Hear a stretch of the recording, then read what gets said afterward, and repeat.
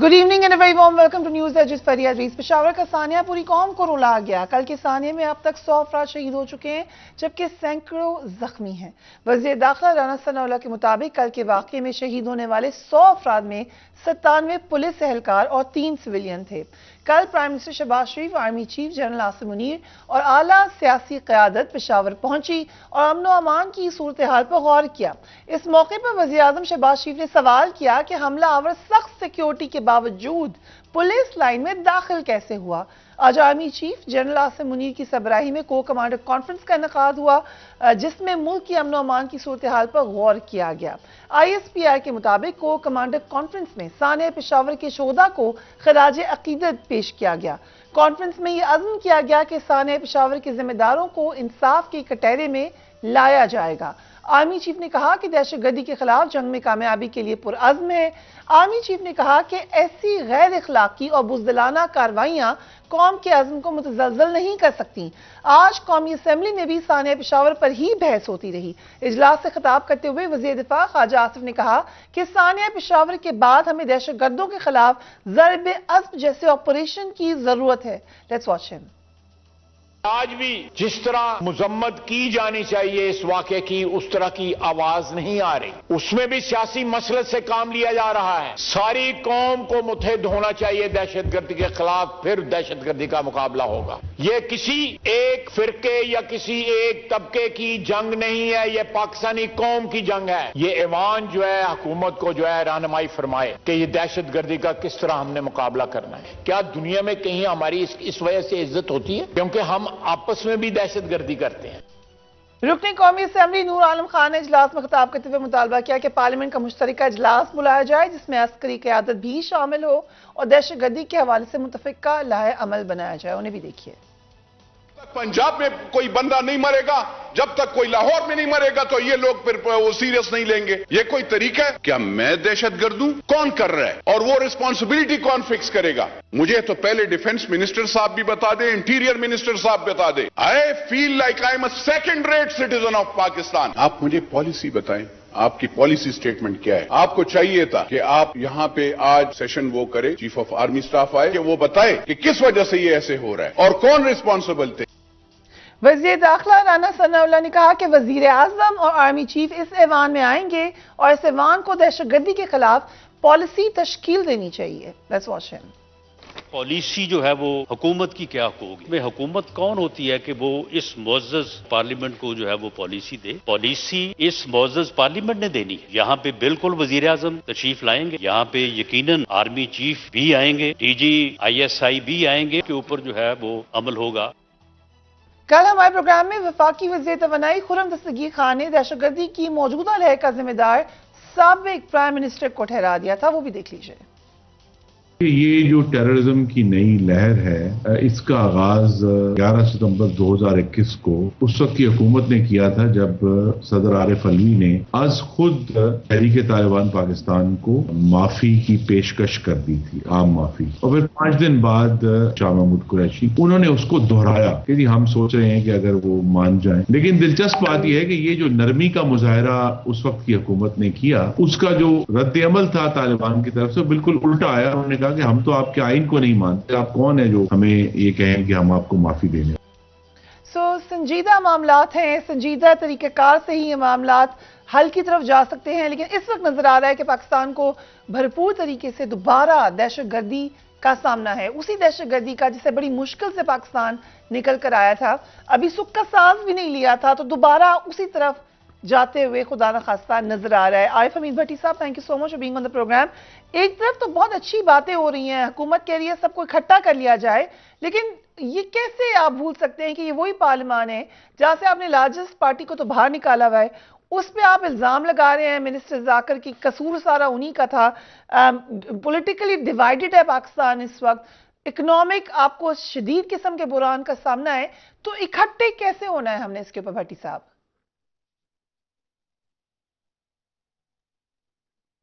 बिस्मिल्लाहिर्रहमानिर्रहीम। यह बातें तो अच्छी कर रही हैं लेकिन करतूत काले हैं। आज जिस सेशन में इजलास हो रहा था, जो अक्सरियत पार्टी थी पाकिस्तान तहरीक इंसाफ, जिसकी 155 सीटें थी, وہ ساری سیٹیں خالی پڑی تھی. شرم تم کو نہیں آتی, کعبے کس منہ سے جاؤ گے؟ آپ کہہ رہے ہیں 2021 کی غلط پالیسی تھی, وہ تو اسٹیبلشمنٹ کی پالیسی تھی, طالبان سے مذاکرت کرنا.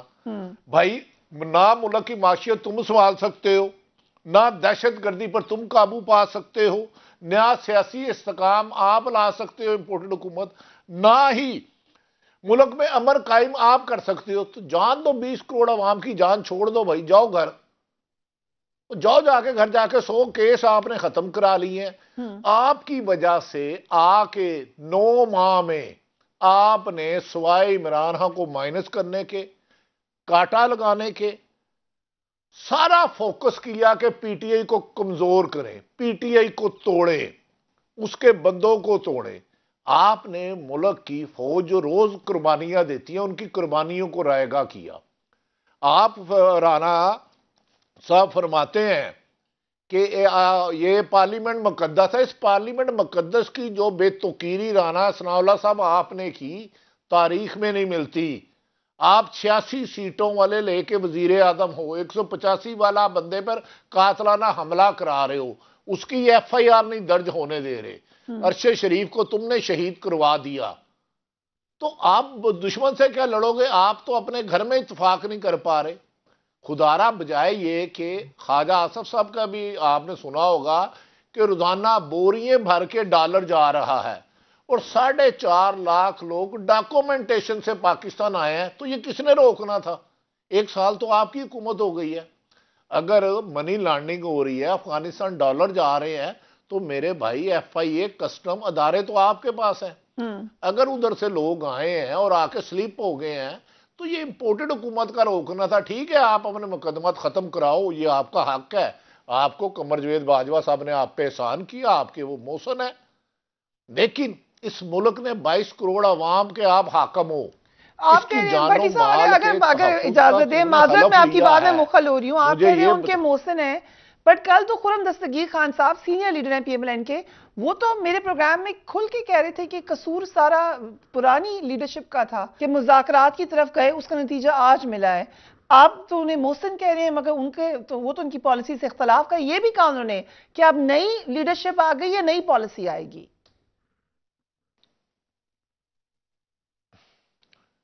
فریحہ, آپ کے شہر کے قریب کوئی 15-20 جرنلسٹوں کو اس وقت کی طاقتور حلقوں نے بلایا اور انہوں نے کہا ہم بھارت کے ساتھ اچھے تعلقات چاہتے ہیں. آپ اس بات کو لوگوں تک پہنچائیں. میرے بھائی, اگر انہوں نے اس وقت غلط کیا ہے, ماورا عین کیا ہے, یاد رکھ لیں جو خارجہ پالیسی ہے, بھارت ہو ایشو یا افغانستان, آپ اصل جو پاکستان کی اسٹیبلشمنٹ جانے دیتی ہے ان کی رائے کو نظر انداز نہیں کر سکتے, ان کے پاس انٹیلیجنٹ انفارمیشن ہے. اگر آپ سمجھتے ہو اس وقت حکومت نے غلط کیا تو آپ ان کے خلاف کارروائی کرو. ہمیں تو یہ بتا دو, پشاور میں پہلے آپ عمران خان کو ذمہ دار تھے, اب تو نگران حکومت آپ کی, ایک مسجد میں ارد گرد اہم ادارے ہیں, اتنا خودکش حملہ آور پہنچ کیسے گئے؟ کیوں کہ آپ کو صرف ایک ہی ہے مقصد, عمران خان کو مائنس, ہفتے کے بعد اتوار ہے عمران خان ذمہ دار, بارش نہیں ہوئی عمران خان ذمہ دار, جمعہ آ گیا عمران خان ذمہ دار, الیکشن ضمنی جیت گئی عمران خان ذمہ دار, ڈالر بڑھ گیا عمران خان ذمہ دار, پیٹرول بڑھ گیا عمران خان ذمہ دار, سونا بڑھ گیا عمران خان ذمہ دار. تو آپ کس مرض کی دعا ہیں؟ آپ حاکم وقت آپ ہیں نا اس وقت, محترم شہباز شریف وزیر اعظم ہیں, جواب دے انہیں دینا ہے. یہ کہہ رہے ہیں آخری 10 سیکنڈ نہایت قابل احترام عطر کاظمی سب بائیکاٹ کر جاتے ہیں, ناراض ہو جاتے ہیں. تو میں تو فقیر آدمی ہوں, ڈرتا بڑا ہوں طاقتوروں سے. تو اعجاز الحق صاحب آپ کے ساتھ بیٹھے ہیں, انہوں نے خود کہا تھا ڈگی میں ملنے چلو, یا ویسے ہی ملنے جاتے ہیں تو شہباز شریف صاحب قمر جاوید باجوہ صاحب کو لطیفہ سنانا جاتے تھے 9 اپریل سے پہلے. رائٹ. سو عطر کاظمی صاحب آپ کی طرف آ رہی ہوں, لیکن کیونکہ ابھی اعجاز الحق صاحب سے ریلیٹڈ بات آ گئی ہے, سو یہ جو پالیسی تھی پچھلی ہے, تو اس کے اوپر کیا خان صاحب کو پورا کا پورا الزام دے دینا کس حد تک ٹھیک ہے اعجاز الحق صاحب؟ اور جیسے کل خرم دستگیر خان صاحب, لیٹس ناٹ فارگیٹ اٹ, کہ وہ پہلے ڈیفنس منسٹر بھی رہ چکے ہیں, وہ کہہ رہے ہیں کہ اب نئی قیادت ہے اور نئی پالیسی ہوگی, کیا ایسے ہی ہونے جا رہا ہے اعجاز الحق صاحب؟ دیکھیں, پہلی بات تو آج مجھے بڑا عجیب لگا کہ جس ملک کی سب سے بڑی جماعت پارلیمنٹ میں نہیں ہے, اس پارلیمنٹ کے اندر کھڑے ہو کے تو 2 تیس مار خان جو ہے وہ ہمیں سمجھانے کی کوشش کر رہے تھے کہ یہ دہشت گردی کہاں سے آئی اور پالیسی کہاں سے بنے گی اور یہ پارلیمنٹ جو ہے وہ پالیسی بنائے گی. کون سی پارلیمنٹ پالیسی بنائے گی؟ یہ پارلیمنٹ جس میں کہ ذرا سا دھمکی دی تھی کہ ہم واپس آ رہے ہیں پارلیمنٹ کے اندر تو سارے استعفے ایک دن میں قبول کر لیے. یعنی پارلیمنٹ کو پہلے پارلیمنٹ تو بنائیں. الیکشنز آپ نہیں کروانا چاہ رہے, معیشت آپ سے نہیں ٹھیک ہو رہی, دہشت گردی آپ کی وجہ سے آ گئی ہے, اور آج بھی آپ کہہ رہے ہیں جناب کبھی وہ 1985-86 سے شروع ہو گئے پھر سے. بھائی مجھے یہ بتائیں کہ کون سی پالیسی کس نے بنائی تھی؟ نیکٹا موجود ہے, نیشنل ایکشن پلان موجود ہے, آپ یہ بتائیں کہ اسے امپلیمنٹ کس نے کرنا ہے؟ نئی پالیسی کون سی بنے گی؟ وہ پالیسی بن گئی تھی جب رحیل شریف صاحب نے ڈنڈا لے کر بیٹھے تھے. مجھے پتہ ہے ان سب کو کیسے اکٹھا کیا تھا انہوں نے. وہاں بیٹھ کر سب تابعداری کے ساتھ جو پالیسی بن کے آئی اس کو ایکسیپٹ کیا, اس کو امپلیمنٹ کرنے کے لیے نیکٹا بنایا, اس کے بعد اس کو بھول گئے. وزیر داخلہ سے پوچھیں نا, ان کے انڈر آتا ہے یہ کہ بھئی آپ نے کیا کیا ابھی تک دہشت گردی کو روکنے کے لیے. پھر دوسری بات یہ ہے, دیکھیں پارلیمنٹ کی بات آپ کرتے ہیں, جب ان کے ساتھ نیگوسیشنز ہو رہی تھیں کون سی پارلیمنٹ سے پوچھا تھا انہوں نے؟ چاہے عمران خان صاحب بتا سکتے ہوں گے کہ بھئی ان سے پوچھا تھا نہیں پوچھا تھا. وہ اس وقت بیانات بھی دے رہے تھے کہ ہم ان کے ساتھ نیگوشیٹ کر رہے ہیں, اس میں سے کچھ جو ہیں وہ آرمز کے ساتھ آئیں گے, کچھ بغیر آرمز کے آئیں گے. تو لیکن اجازت اس وقت کون سی پارلیمنٹ موجود تھی؟ خان صاحب کو یا اس وقت کی حکومت کو یہ بات پارلیمان میں لانی چاہیے تھی بات چیت سے پہلے. آپ کی کیا رائے ہے؟ دیکھیں پارلیمنٹ میں باتیں کون سی آتی ہیں پارلیمنٹ کے اندر؟ آج تک تو کوئی بات پارلیمنٹ میں نہیں آئی جب تک کہ اتنا بڑا دھماکہ نہ ہو کہ پورا ملک رونا شروع کر دے. یعنی یہ چیزیں آپ کو ہر چیز پارلیمنٹ کے اندر آنی چاہیے. جمہوریت ہے کس لیے اس ملک کے اندر؟ مطلب نام نہاد جمہوریت ہے. بات یہ دیکھیں اس وقت مسئلہ ہمارا یہ ہے کہ حکومت کی توجہ صرف اپنے کیسز ختم کروانے پہ ہے, پنجاب فتح کرنے پہ ہے. کے پی کے انہوں نے فتح کر لیا ہے, پنجاب انہوں نے فتح کر لیا ہے. میں ابھی آپ کو ایک ایک وزیر کا بتا سکتا ہوں کہ کے پی کے میں کس کے کہنے پہ لگا, پنجاب میں کس کے کہنے پہ لگا. اب اگلی ان کی مہم یہ نہیں ہے کہ آج مسجد میں ہوگی دہشت گردی, کل کہیں اور ہو جائے گی. اگلی مہم یہ ہے کہ بھئی عمران خان صاحب کو ڈسکوالیفائی کس طرح کرنا ہے, اس کے بعد پی ٹی آئی کو توڑنا کس طرح سے ہے, اس کے بعد الیکشنز کروانے. انہوں نے کبھی کسی عقل مند سیاستدان نے 35 سال تو مجھے ہو گئے, آپ ان سے ایک چھوٹا سا سوال پوچھیں کہ آپ کے نیچے 2 ایم پی اے جو ہیں وہ آپ کے مخالف ہوں, آپ کا کون سا ایم این اے الیکشن لڑ سکتا ہے جب آپ کے ونگز ہی نہیں ہوں گے؟ تو یہ پہلے کروا رہے ہیں جناب ضمنی انتخابات کہ عمران خان صاحب کو اس میں الجھائیں, اس کے بعد یہ کہہ رہے ہیں جی ہم کریں گے پنجاب کے, پھر کے پی کے, پھر نیشنل اسمبلی کے. وہ خدا کا نام لیں, الیکشنز کروائیں, حکومت حوالے کریں اس کے جو جیتے گا. بھئی آپ کے ابھی بہت بڑے بڑے لیڈر واپس آ گئے, اور پھر جس جماعت کا لیڈر ہی پاکستان کے اندر آنا نہ پسند کرے اس کی پالیسی کو کون مانے گا یہاں پہ؟ رائٹ, مجھے سمجھائیں نا یہ بات. سو پالیسی کیا مطلب ابھی کوئی بیماری ہے, کوئی تکلیف ہے, کیوں پاکستان میں نہیں آنا چاہ رہے جی کہ ہم فیصلہ کریں گے کہ کب آنا ہے پاکستان میں؟ آپ کی اتنی محبت نہیں ہے پاکستان کے ساتھ, ہماری لاشیں اٹھ رہی ہیں یہاں پہ, ہماری لاشیں اٹھ رہی ہیں, کیوں نہیں آنا چاہ رہے وہ؟ مجھے کیا پتا کیوں نہیں آنا چاہ رہے. کوئی خوف ہے, کوئی ڈر ہے, اور یہ ملک کو چلائیں گے یہ. مطلب انہوں نے ابھی آہستہ آہستہ اپنے پہلوانوں کو واپس بلوا رہے نا کہ اکھاڑا پھر سجائیں گے اور پھر دیکھیں گے کہ ہم نے کیا کرنا ہے. بھائی آپ الیکشنز کا اعلان کریں. میں ہر ایک سے یہ کہہ رہا ہوں, دیکھیں پر یہ آخری بات میں آپ کو یہ بتاؤں اس موضوع پہ کہ دیکھیں ہر سٹیک ہولڈر جو ہے اس کا پاکستان میں ایک حصہ ہے, ہر سٹیک ہولڈر کا. کوئی یہ نہیں کہہ سکتا جی ہمارا اس میں نہیں ہے, یہ فلاں ٹائم میں ہوا, یہ فلاں جو ہے وہ چلا گیا, میری ذمہ داری نہیں ہے. اگر پاکستان میں معیشت کو دیوالیہ ہوا, آئی ایم ایف نے ہمیں کچھ اور کمپرومائز کرنے کے لیے کہا, یا دہشت گردی واپس اس ملک میں آئی, ہر سٹیک ہولڈر چاہے وہ پارلیمنٹ ہو جس نے غلط فیصلے کر دیے, ٹھیک کہ سب سے بڑی جماعت پارلیمنٹ میں موجود نہیں ہے اور یہ وہاں پہ کھڑے ہو کے تقریریں کر رہے ہیں آپس میں. یہ تو کس کو سنا رہے ہیں آپ مجھے بتائیں نا. یہی تو سوال ہے, اگر اجازت دیں تو عاطف قادری صاحب کی طرف چلتے ہیں. عاطف قادری صاحب چلیں, سب سے بڑی جماعت, لارجسٹ پولیٹیکل پارٹی جس نے سب سے زیادہ ووٹ لیے, اس کو تو نکال دیا پارلیمان سے باہر, لیکن خود ہی اگر پورے ہو جاتے. آج ہم خواجہ آصف صاحب تقریر کر رہے تھے تو ان کے تو اپنے بندے پورے وہاں پر موجود نہیں تھے. سو ہم سنجیدگی کو کیسے سمجھیں کہ یہ ایک سیریس اٹیمپٹ ہے ملک سے دہشت گردی ختم کرنے کی؟ ہم سنسیئرٹی کیسے گیج کریں؟ جی عاطف قادری صاحب. छोटा सा कमेंट करना चाहूंगा। भट्टी साहब ने कहा कि अतर काजनी साहब बड़े ताकतवर हैं, नाराज हो जाते हैं। भाई हमारी तो जो कुल ताकत है वो आरिफ अमीद भट्टी साहब जैसे बड़े भाई हैं, हाँ, उनको देख के हमें हौसला और ताकत मिलती है और हम बात करते हैं और हमें पता है कि खुदा ना खास्ता कोई मसला हुआ तो बड़े भाई पहुंचेंगे, तो हमारी तो ताकत ही आप हैं सर। अच्छा, दूसरी बात जो आपने ये बात की, देखिए आपने आपकी ताकत लाहौर में है, हमें पता चल गया, पिंडी में नहीं है। बड़े भाई आपकी ताकत होते हैं ना, कि वही जो है वो आपको देखते हैं मुश्किल वक्त में।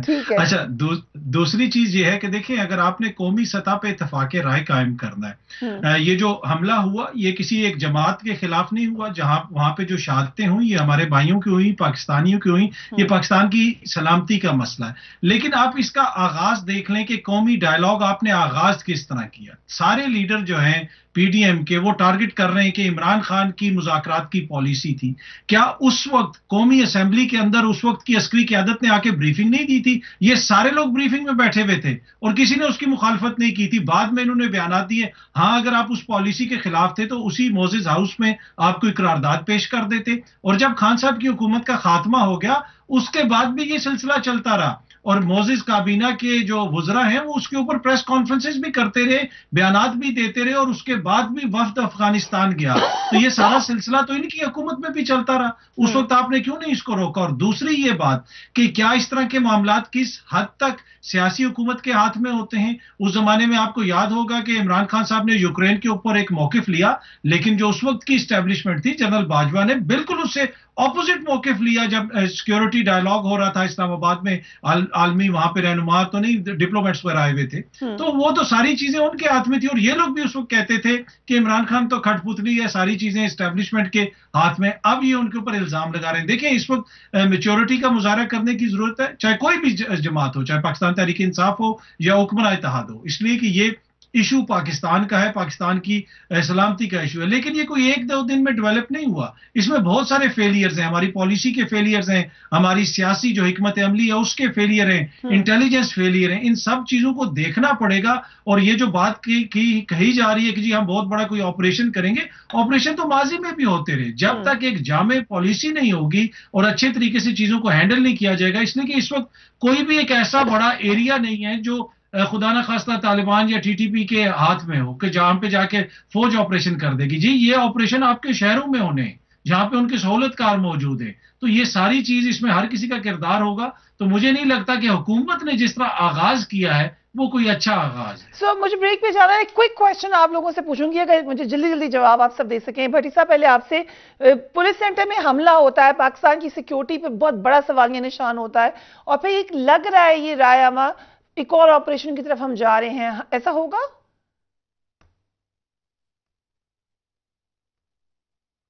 देखें, अल्लाह रहम करे, ऐसा लग रहा है जो 20 साल हमने कुर्बानियां दी, अरबों रुपए नुकसान किया, जिसे इमरान खान साहब कह रहे थे अमेरिका की जंग है, हमें उसी जंग में दोबारा धकेला दिया गया है।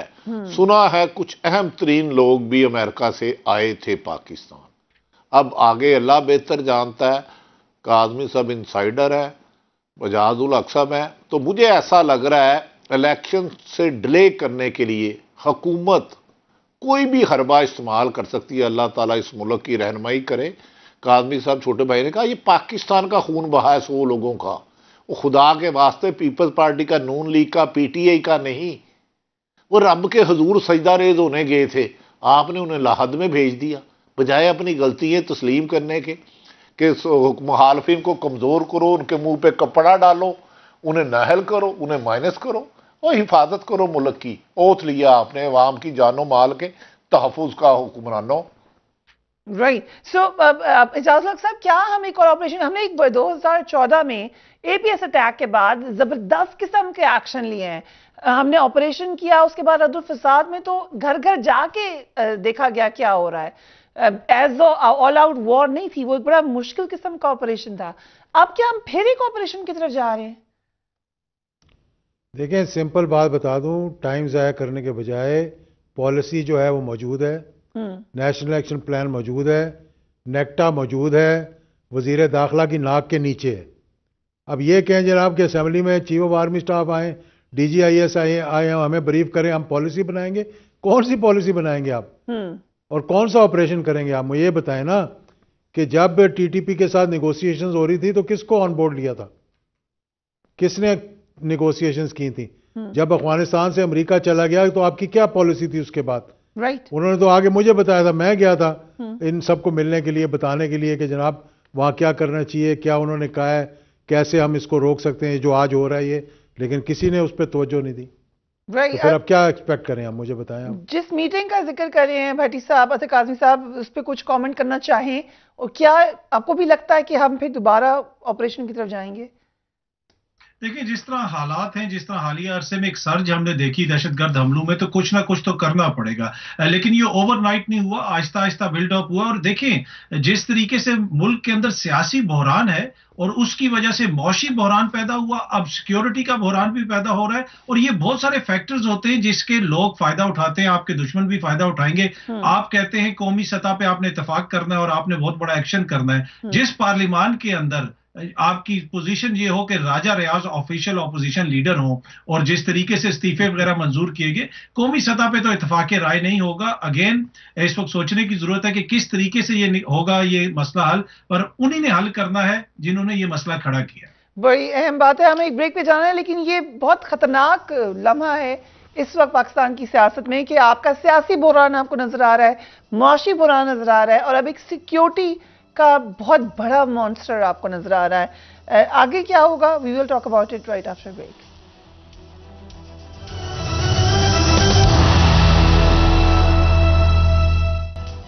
And welcome back. IMF کا جائزہ مشن پاکستان آ گیا اور آنکھوں سے آنکھیں ملانے والوں نے آج IMF کی تمام شرائط پر سر تسلیم خم کرنے کا اندیا دے دیا ہے۔ ملک معاشی بحران کا شکار ہے، لیکن پاکستان کی وفاقی حکومت میں شامل تمام سیاسی جماعتیں مل کر تحریک انصاف سے مقابلہ کرنے میں مصروف ہیں۔ عمران خان کو دیوار سے لگانے کی کوششیں مسلسل جاری ہیں۔ مریم نواز شریف نون لیگ کی کھوئی ہوئی مقبولیت کو بحال کرنے کے لیے کل سے میدان میں اترنے جا رہی ہیں۔ عمران خان کو مسلسل کیسز میں الجھا کر ان کی مقبولیت کم نہ ہوئی تو اب ایک نیا وار تیار ہے۔ 7 فروری کو توشہ خانہ ریفرنس میں اسلام آباد کی مقامی عدالت میں عمران خان پر فرد جرم عائد ہوگی، اور اگر جرم ثابت ہو گیا تو وہ سیاست میں حصہ لینے کے لیے نااہل ہو سکتے ہیں۔ وفاقی حکومت پشاور واقعہ اور ملک کی خرابی جو نظر آ رہی ہے معاشی فرنٹ پر، اسی کو بنیاد بنا کر ملک میں انتخابات میں تاخیر کرنے کی خواہاں نظر آ رہی ہے۔ وفاقی حکومت کی جانب سے الیکشن کے حوالے سے اس وقت بھان کی بولیاں بولی جا رہی ہیں۔ وفاقی وزیر قانون اعظم نذیر تارڑ نے کہا کہ نگران حکومتوں کی مدت میں اضافہ اور الیکشن میں تاخیر ہو سکتی ہے۔ اس پہ بہت زیادہ بحث ہو رہی ہے، ذرا دیکھیں ایگزیکٹلی انہوں نے کیا کہا ہے۔ آئین میں ایسی شکیں ہیں جن کی وجہ سے آپ اختیار دیتے ہیں آئین کے اندر رہتے ہوئے کہ آپ اس میں وقت کی کمی بیشی کی جا سکتی ہے، اور ماضی میں آپ نے دیکھا ہوگا جیسے 1988 میں سیلاب جب آئے تھے تو انتخابات ملتوی کر دیے گئے تھے، اگست میں حالات ایسے نہیں تھے کہ انتخابات ہو سکے۔ اسی طرح جنوری میں انتخابات ہونے تھے سن 2008 میں، لیکن محترمہ شہید بینظیر بھٹو صاحبہ کی شہادت کی وجہ سے وہ ایک اتنا بڑا حادثہ تھا کہ اس کی وجہ سے سارے سٹیک ہولڈرز بیٹھے اور الیکشن کمیشن نے انتخابات کی تاریخ تبدیل کر کے اس کو 6-8 ہفتے آگے لے گئے۔ جبکہ کل ہی جب میں نے خرم دستگیر خان سے پوچھا اسٹیٹمنٹ کے حوالے سے بھی، الیکشن کے حوالے سے بھی، وہ کہہ رہے تھے کہ الیکشن نئی تاخیر سے ہوں گے، انہیں بھی دیکھیں ڈیلے تو نہیں ہوں گے الیکشن۔ جی، تمام تر قیاس سرائیوں کے باوجود میں کہہ سکتا ہوں وفاقی حکومت میں الیکشنوں کی تاخیر کی کوئی تجویز اس وقت زیر غور نہیں۔ بھٹی صاحب، ابھی اعجاز الحق صاحب نے ہمارے پروگرام میں یہ کہا کہ خان صاحب نااہل ہوں گے، اس کے بعد پارٹی ٹوٹے گی، پھر الیکشن ہو جائیں گے۔ سو آپ کے پاس کیا اطلاعات ہیں؟ الیکشنز ہو رہے ہیں، نہیں ہو رہے ہیں؟ طریقہ کار کیا ہو سکتا ہے الیکشن سے نکلنے کا؟ دیکھیں، انہوں نے کنسنسس ملک میں آپریشن جنگ کے خلاف کیا کرنا ہے جو اپنی پارٹی میں نہیں ہے۔ خرم دستگیر صاحب اور فرماتے ہیں جو میری اطلاع ہے موجودہ حکمرانوں نے اپنے لانے والوں کے پاؤں پکڑ لیے ہیں کہ خدا کے واسطے ان حالات میں ہم الیکشن میں نہیں جا سکتے، ہم اپنے حلقوں میں نہیں جا سکتے تا وقتہ کہ عمران خان نااہل ہوں، گرفتار ہوں۔ جو خبریں آ رہی ہیں کب الیکشن ہوتے ہیں یہ تو مجھے نہیں پتا، لیکن موجودہ حکمران، میں آپ کو یقین سے کہہ رہا ہوں، 3 مسلم لیگ نون کے قائدین کا کہنا ہے کہ ہم عمران خان کا مقابلہ کرنے کی پوزیشن میں نہیں۔ ہم سمجھیں کہ 2/3 میجورٹی لے گیا، ہاں جو ایک آپ نے سب سے اہم بات کی اس میں میں کاظمی صاحب میرا خیال ہے بیرون ملک کا رہنمائی کریں گے. کل مریم نواز صاحب میدان میں اترنے جا رہی ہیں, ملک کا بڑا آپریشن ہو رہا ہے, وہ چھوٹی سرجری کر کے واپس آئی ہیں 4 ماہ بعد, اللہ انہیں صحت تندرستی دے. اس کے بعد ایک بڑی تشویشناک خبریں آ رہی ہیں مسلم لیگ نون کے اندر سے. جو محترمہ مریم نواز صاحب لاہور تشریف لائی تو بے نظیر کا 1986 والا ریکارڈ ٹوٹ گیا. اتنا فقد المثال استقبال تھا کہ انبلیویبل. لاہور میں 50,000 ہیلی کاپٹر کرائے پہ دیے گئے, سڑکیں ادھر سے جیلم تک بند, ادھر سے ویاڑی تک بند, ادھر سے ملتان سے بند. اب اس استقبال کو دیکھ کے مریم نواز کا نون لیگ کی قیادت چیخ اٹھی ہے کہ خدا کے واسطے عمران خان کو روکنے کے لیے 33 حلقوں سے جو ضمنی الیکشن ہونے ہیں مریم نواز عمران کا مقابلہ کرے. مریم نواز نے, خبریں ہیں کنفرم, اسے میرا بھائی کاظمی صاحب کر سکتے ہیں, انہوں نے کہا ہے اچھا الیکشن تو میں لڑ لوں پر میں ابو سے پوچھ کے بتاؤں گی.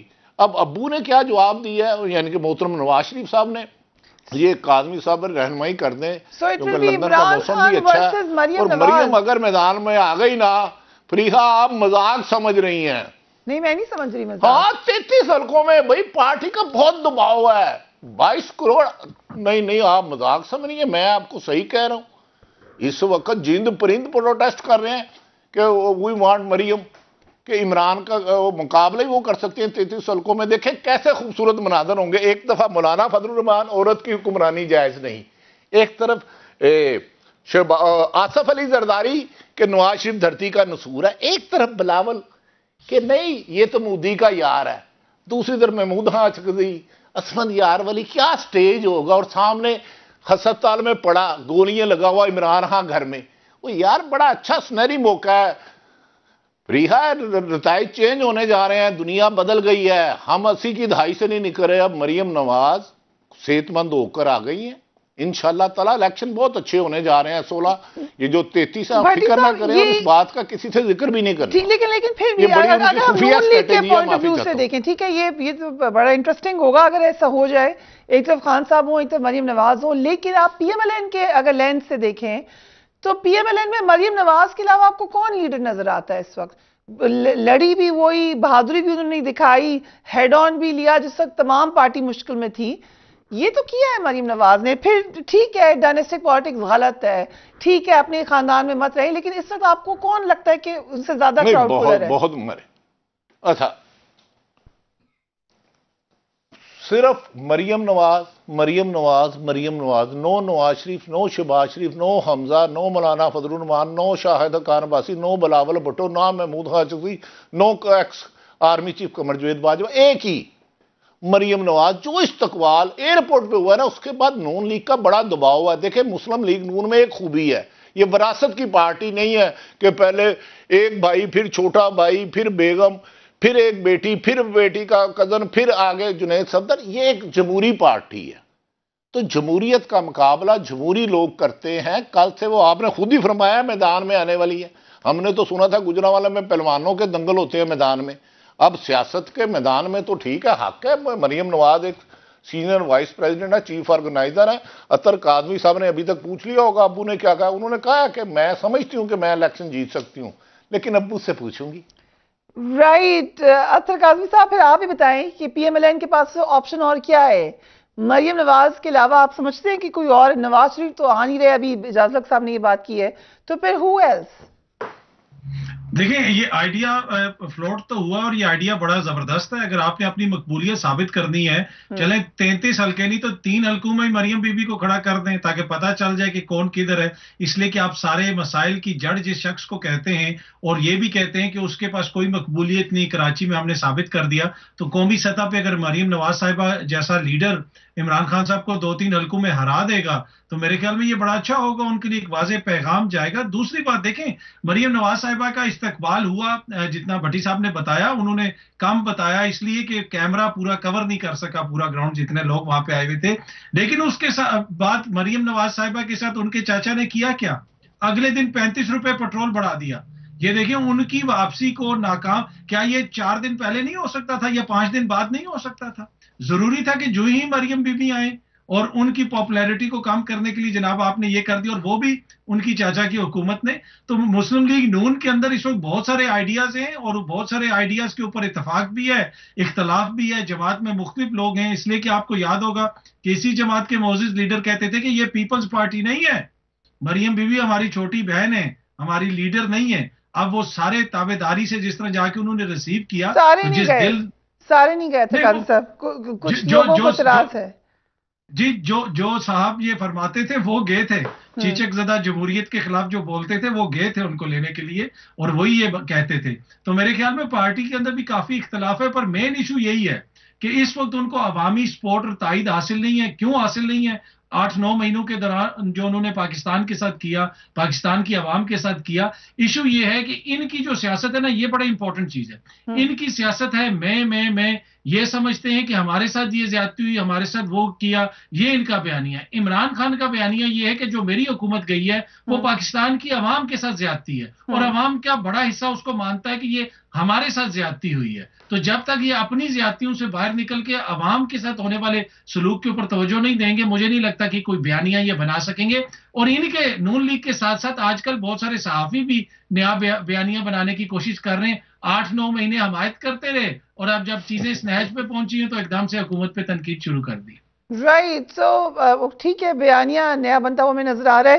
اعجاز الحق صاحب، جو آپ نے ایک ہمیں ہائرارکی آف ایونٹس بتائی ہے، آپ نے کہا کہ سب سے پہلے خان صاحب کو ڈسکوالیفائی کر دیں گے، پھر پارٹی کی طرف ہوگا. یہ کہاں پہ بنا ہے یہ پلان، اور آپ کو لگتا ہے کہ اس طرح ہو جائے گا اور اس کا کوئی اثر پڑے گا؟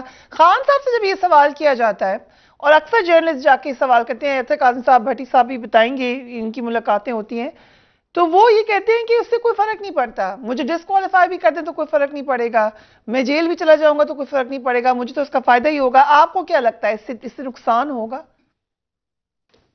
دیکھیں، یہ بات کی بات ہے، یہ جو آپ کر رہی ہیں نا، یہ بات کی بات ہے کہ اس کے بعد کیا ہوگا. اس کے بعد ہو سکتا ہے وہ بحال ہو جائیں سپریم کورٹ سے. ایک دفعہ تو انہوں نے یہ اپنا کرنا ہے، اور اس پہ معاملات طے تھے کہ مریم کی جو ہے سزا معاف ہوگی، وہ دوبارہ اہل ہوں گی، اس کے بعد نواز شریف صاحب اہل ہوں گے، اس کے بعد ان کے جو دوسرے لوگ ہیں وہ لوگ اہل ہوں گے. یہ ساری چیزیں طے کی گئی تھیں. اب وہ دیکھ رہے ہیں کہ خان صاحب کو ڈسکوالیفائی 2-3 کیس سامنے لائے گئے ہیں. ایک تو یہ جس پہ ان کو بلا لیا گیا ہے فرد جرم عائد کرنے کے لیے، دوسرا جو ہے پنجاب کے ٹاپ لائرز جو ہیں 2 اس میں پیش ہو رہے ہیں، جو کہ ایسا 3rd کلاس کیس ہے جو کہ چل رہا ہے جب سے عمران خان صاحب سیاست میں داخل ہوئے ہیں. وہ ان کی ٹائرن کا جو کیس چل رہا ہے، ایک اس کو بھی انہوں نے، اگر آپ اس کو نکلوا لیں اسلام آباد ہائی کورٹ سے تو آپ کو پتہ لگ جائے گا کہ کون سی دستاویزات اس کے اندر نہیں ڈالی ہیں. لیکن آپ یہ دیکھ لیں کہ top 2 lawyers are representing, one is representing وہ جس شخص کا آپ نام بھی نہیں جانتی، وہ پٹیشن دائر کی ہے، اس کو ایک نامور جو ہے وہ وکیل جو ہے اس کو ریپرزینٹ کر رہے ہیں، اور دوسرے جو ہے وہ بھی نامور وکیل ہے، میں نام نہیں لے رہا یہاں ٹیلی ویژن کے اوپر. تو یہ 2-3 آپشنز انہوں نے بنائی ہوئی ہیں. پھر وہ فورن فنڈنگ کیس تھا، وہ پورا نہیں ہوا. پھر توشہ خانہ تھا. یعنی ایک تماشا لگایا ہوا ہے اس وقت سے انہوں نے کہ ان کو کسی طرح سے نااہل کریں. اور یہ ان کا معاملات طے ہو گئے تھے بہت پہلے سے، یہ منتیں کر رہے تھے. پھر لنڈن میں میٹنگ کر کے کہا جی کہ کون سا بیانیہ بنائیں، عمران خان کی پاپولیرٹی آج 69% پہ کیسی چلی گئی ہے. اچھا، وہ اسٹیبلشمنٹ کو برا بھلا کہتے تھے، اچھا بھی جاؤ تم بھی ٹیسٹر لگاؤ. وہ ایک نے آگے شیخو پورہ میں تقریر شروع کر دی، دوسرے نے پارلیمنٹ کے اندر کھڑے ہو کے کر دی. اور یہ سارے جو ہے وہ بیانیہ لا رہے ہیں کہ جی اسٹیبلشمنٹ کے خلاف بول کر عمران خان صاحب جو ہے وہ ان کی مشہوری ہوئی ہے، ہم بھی یہی کام کریں. یعنی عمران خان نے ان کو ٹرک کی بتی کے پیچھے لگایا ہوا ہے. وہ گھر میں بیٹھا ہوا ہے، اس کی ٹانگ جو ہے وہ زخمی ہے اور اس پہ پلسٹر چڑھا ہوا ہے، باہر ہی نہیں نکلے 2 مہینے سے.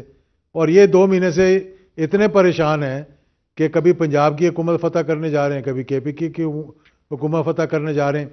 اپنے سارے وزیر لا کر بٹھا دیے وہاں بھی اور وہاں بھی، اور کس کس کی سفارش پہ کون بنا ہے وہ آپ کو نہیں پتا. یہ بتا ہی دیں آپ مجھے، دوسری دفعہ ہم نے یہ بات کی ہے، ذرا 2-3 کی بتا دیں سفارشیں کس کس کی ہیں. نہیں میں اس لیے کہہ رہا ہوں کہ سب دو کے نام بتا دیں. اعجاز صاحب آپ 2 کے نام بتا دیں. سر مجھے تو چیف منسٹر کا ہی بتا دیں.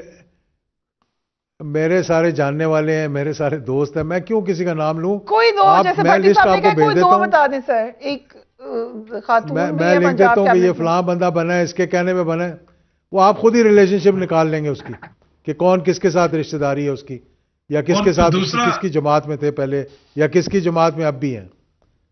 میں بھی ایک چیز پوچھنا چاہتا ہوں، یہ صحافیوں کو کس کے کہنے پہ ڈالا جاتا ہے کہ اس کا ہمیں بھی کوئی کانٹیکٹ نمبر دیں؟ وہ کون بندہ ہے جو صحافیوں کو کافی نہ میں ڈلواتا ہے اور چیف منسٹر بنواتا ہے؟ پہلے ایک صحافی چیف منسٹر بن جائیں، پھر دوسرے صحافی جو ہیں وہ اس میں آ جائیں کیبنٹ میں. یہ کیسا فارمولا ہے اعجاز الحق صاحب؟ نہیں، میں تو آپ کو بتا رہا ہوں نا، یہ سارا کچھ فیصلے جو ہیں وہ جہاں بھی ہو رہے ہیں وہ فیصلے مطلب اس طرح ہو رہے ہیں. آپ بتائیں نا کہ بھئی پی ٹی آئی جو سب سے بڑی جماعت ہے جس کی حکومت ختم کی، کیا ان سے پوچھا گیا کہ جی آپ بتائیں کہ یہ امپارشل لوگ ہم نے لے کر آنے، ہم کیسے لے کر آئیں ان کو؟ امپارشل کا مطلب بدل گیا مجھے لگتا ہے یہ دیکھ کر کیبنٹ. تو دیکھیں نا، اس کا عبوری حکومت کا مقصد کیا ہوتا ہے، مطلب کیا ہوتا ہے؟ کیا یہ لوگوں کو پکڑواتے ہیں کہ اپنی پولیس کو ان کے پیچھے لگاتے ہیں؟ مجھے بریک پہ جانے کا کوئی، کیونکہ آپ پی ایم ایل این کو بڑا قریبی جانتے ہیں، کیا پی ایم ایل این کے پاس اس وقت مریم نواز کے علاوہ کوئی آپشن ہے آپ کی نظر میں بھی؟ جی آپشن ہے ان کے پاس. نواز شریف صاحب ہیں، آئیں واپس. کیوں نہیں آتے واپس؟ آپ سب اگر وہ واپس آئے تو اس سے فرق پڑے گا؟ فرق پڑے نہ پڑے لیکن ان کو واپس آنا چاہیے. میں کہتا ہوں واپس کیوں نہیں آ رہے؟ وہ یہ بتایا جائے کہ جو اس ملک کے اندر 3 مرتبہ وزیر اعظم رہے ہیں، صحت مند ہیں، 2 یورپ کے ٹور کر کے آئے ہیں اور اب وہ لنڈن میں بیٹھے ہوئے، تو پارٹی کہہ رہی ہے کہ جب اعلان ہوگا الیکشنز کا ان کو پھر بلائیں گے. تو الیکشنز کا اعلان تو ہو گیا، اب 23 تاریخ کو مارچ کو 33 سیٹوں پہ مریم نواز لڑ رہی ہیں، اور اس کے بعد جو ہے وہ پنجاب کے اور کے پی کے الیکشنز کی ڈیٹ انہوں نے کہہ دیا کورٹ نے کہ اپریل میں کروائیں. تو اور کون سے الیکشنز کا انتظار کرنا ہے انہوں نے؟ بھٹی صاحب بریک پہ جانے سے پہلے یہ بتا دیں کہ کب آنا ہے نواز شریف صاحب نے، کیا اطلاع ہے لندن سے؟ جب تک عمران خان باہر نااہل نہیں ہوتے، خدا نہ خواستہ یا انہیں نقصان نہیں ہوتا، نواز شریف صاحب پاکستان کی سرزمین ان کا وزن نہیں اٹھا سکتی. وہ ماشاءاللہ صحت مند ہے، انہیں روکا کس نے؟ مجھے بتائیں. اتنے میں تو بندہ پیدل چلے تو پہنچ جاتا ہے. 3.5 سال ہو گئے ہیں، انبلیویبل ہے. مجھے بتائیں، چلو ہم چندہ اکٹھا کر کے، ملک کی اکانومی صورتحال اچھی نہیں ہے، ہم انہیں ٹکٹ بھیج دیتے ہیں، وہ تشریف لائیں، ان کا ملک ہے یار. 3 دفعہ ہمارے 4 دفعہ وزیر اعظم رہے ہو بھائی، آپ کا بھائی ملک کا وزیر اعظم ہے، تو اب بھی تشریف نہیں لانا تو کب لانا ہے؟ پہلے آپ کو یاد ہوگا مریم نواز صاحبہ کہتی تھی عدالتیں انہیں انصاف نہیں دیتی، پھر انہوں نے کہا ان کی زندگی کی ضامن دو، جو کہ زندگی کا ضامن صرف میرا رب ہے. اب تو ان کے بھائی کی حکومت ہے. مجھے سمجھ نہیں آتی کیا انہوں نے تیر کے آنا ہے؟ سوئمنگ تو آتی ہے انہیں جہاں تک مجھے پتا ہے. انٹرسٹنگ. ہم ایک بریک لے رہے ہیں، اس کے بعد جو ٹرانسپیرنسی انٹرنیشنل کہہ رہا ہے اس سے بات کریں گے رائٹ آفٹر بریک.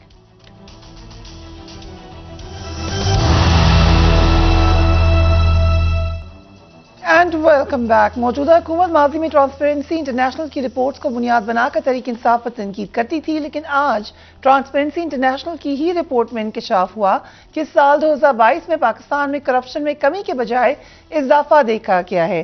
اس رپورٹ کے مطابق کرپشن انڈیکس میں شامل 180 ممالک میں سے پاکستان کا نمبر 140واں ہے. پاکستان کا سی پی آئی انڈیکس 28 سے کم ہو کر 27 رہ گیا ہے. پاکستان کا سی پی آئی انڈیکس 2018 میں 33 تک پہنچا تھا.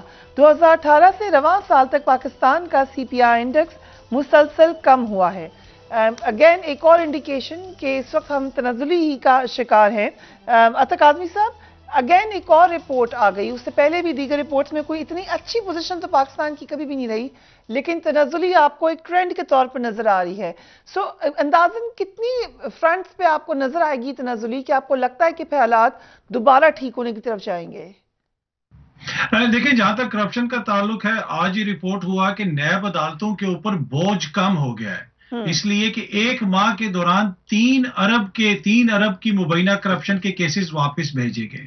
اور جس طریقے سے तकरीबन 1100 अरब के मुबैना करप्शन के जो केसेस थे उस हवाले से कानून साजी हुई, और हालिया दिनों में, हालिया महीनों में हमने देखा कि बहुत सारे मोजिज लीडरान के केसेस नायब अदालतों ने वापस भेज दिए, इसलिए कि उन्होंने कहा कि इसके ऊपर अब नैब के कानून में तरमीम के बाद कानून का इतलाक ही नहीं होता। तो इस सारी सूरत हाल के अंदर अगर कोई ये उम्मीद लगाई बैठा है कि आलमी सतह के ऊपर पाकिस्तान में जो करप्शन की इंडेक्स है वो नीचे जाएगी, मुझे नहीं लगता। देखें, दूसरी बात ये है कि किस हद तक हम जाएंगे कि जहां से चीजें बेहतर हों। देखिए, यहां से अब चीजें बेहतर ही हो सकती हैं। गुज़िश्ता 7-8 महीनों के दौरान हमने देख लिया डॉलर की जो रेट है, जो आपके पेट्रोल का रेट है, आपके जो कौमी रिजर्व्स हैं, नेशनल रिजर्व्स हैं स्टेट बैंक के, वो तकरीबन 3 अरब डॉलर के रह गए हैं। और मुझे बड़े शर्म से कहना पड़ता है, कल ही मैं एक रिपोर्ट पढ़ रहा था कि एक अखबार में एक आर्टिकल छपा है, एक रिपोर्ट आई अमेरिका की, जिसकी वजह से भारत के एक बिजनेसमैन की कंपनी के ऊपर कुछ इल्जाम लगाए, जिसकी वजह से उस एक शख्स की कंपनी के 45 अरब डॉलर के जो उसके वो थे शेयर्स वगैरह थे उनमें कमी आई। 45 अरब डॉलर सिर्फ उसके बिजनेस के शेयर्स में कमी आई कीमत में, और दूसरी तरफ एक पूरा मुल्क और 3 अरब डॉलर हमारे पास पड़े हुए स्टेट बैंक में रिजर्व्स। तो ये बहुत सारी चीजें हैं, हम सबको सोचने की जरूरत है कि इससे नीचे और कितना हम नीचे जाएंगे। ये बड़ी अहम बात है। इजाजत दें भट्टी साहब, यही सवाल आपसे, हमें तो यही पता चल रहा है कि कोई करप्शन नहीं करता पाकिस्तान में, सब पे झूठे मुकदमात हैं, झूठे इल्जामात हैं, सबके साथ ज्यादती होती है बहुत ज्यादा, मगर फिर ये इंडेक्स में हम ज्यादा हो जा रहे हैं। करप्शन कौन कर रहा है? देखिए फरीहा, हम थोड़ा से ज्यादा ही हुकूमत के साथ ज्यादती कर रहे हैं। मतलब है, देखें, कम से कम 9 महीने में मुल्क डिफॉल्ट होने के करीब आ गया, दहशतगर्दी अरूज पर हो गई, जमहूरियत की बसात लिपट गई, आइन शिकनी हो रही है। अगर कम से कम हमने करप्शन में तरक्की की तो हमें इसकी तारीफ करनी चाहिए। इसका क्रेडिट गो के चंद खानदान शराफिया लीड कैप्चर को जाता है। हमने जालसाजी में सख्ती तरक्की की तो इसका credit goes to this government. ये ज्यादती ना करे, इतने झूठे पर्चे, एक साबिक वजीर आजम पर पर्चा होना, हमला होना, और अभी जो मेरे भाई ने कहा, काजमी साहब ने, आपने सारा 100 अरब के केस माफ कर दिए। इतनी जालसाजी, इतने फ्रॉड, इतनी इंतकामी कार्रवाई, कुछ तो क्रेडिट देना यार।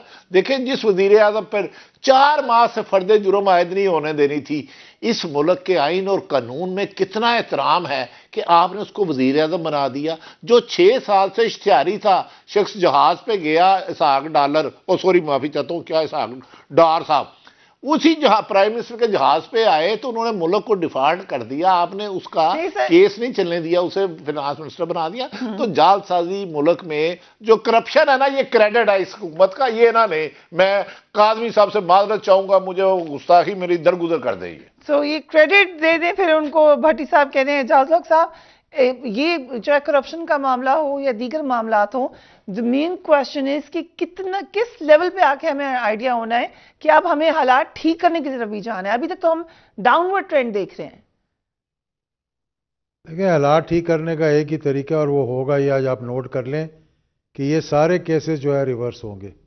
ये सारे जो इन्होंने अपने लेजिस्लेशन की है, ये रिवर्स होगी। केस सुप्रीम कोर्ट में भी लगा हुआ है, और मैं खबर दे रहा हूं आपको, ये रिवर्स होंगे आगे चलकर, और इलेक्शन से पहले पहले होंगे, जैसे हुआ करते हैं। ये केसेस कोर्ट में पड़े हुए हैं अभी, और ये रिवर्स होंगे। एनआरओ पहले स्ट्राइक डाउन कर सकती हैं कोर्ट्स, और हमने देखा था एनआरओ 1 में, ये दोबारा हो सकता है।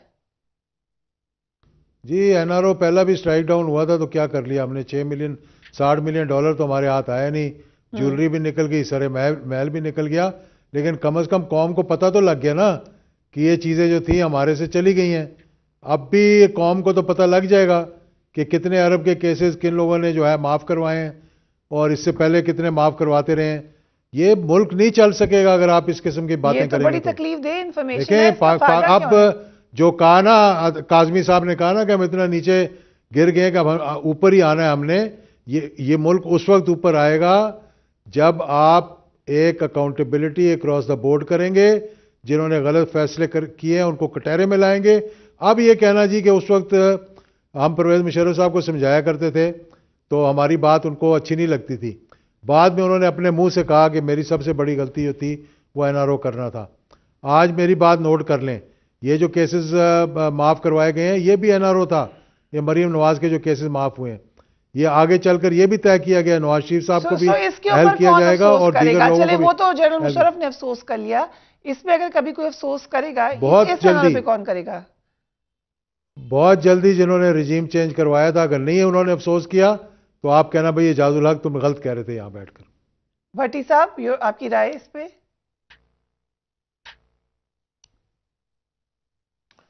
नहीं, मेरा ख्याल है 9 अप्रैल से मामला ज्यादा तेजी से चल रहे हैं। इंतकाम, रिश्वत, करप्शन, सौदेबाजी, एनआरओ ज्यादा हो रहे हैं। मेरा ख्याल है हमें इस हुकूमत की 40 साल कारकर्दगी में एनआरओ की भरमार पड़ी है। मुशर्रफ से लेकर किसी भी दौर हो, जब भी आजमाइश का वक्त आया ये मुल्क से चले गए। बदकिस्मती है, मैं एजाज साहब से ये मुल्क इसका खुदा के लिए इस मुल्क को बचा लें। अब 1947 में शायद इतना जरूरी बनाना नहीं था जितना अब बचाना है, लेकिन मुझे नहीं लगता नहीं पर हबरे वाली गल है। एंड आपके कमेंट्स थे काज़मी साहब, last comment to you. Obviously हालात कोई बेहतर नहीं है, लेकिन मैं टू बी ऑनेस्ट जहाँ पे मायूसी होती है वहाँ पे उम्मीद भी है। अल्लाह ताला की ज़ात पे ईमान है, तो इंशाल्लाह ताला पाकिस्तान के लिए बेहतरी होगी, हमारी यही दुआ है। इस वक्त जिस तरह इसहाक डार साहब ने खुद भी कह दिया कि आप पाकिस्तान की तरक्की का जिम्मेदार भी अल्लाह ताला की ज़ात ही है, तो हम भी उन्हीं से दुआ करते हैं और उन्हीं से उम्मीद कर रहे हैं कि इंशाल्लाह ताला वो रहम करेगा अल्लाह ताला। Thank you gentleman for being on the programme. यकीनन हम देख रहे हैं बहुत सारे चैलेंजेस हैं, लेकिन टॉप पर अब इस वक्त फोर फ्रंट पे सिक्योरिटी चैलेंज पाकिस्तान को नजर आ रहा है। We will keep you updated. Take care of yourself. Allah Hafiz.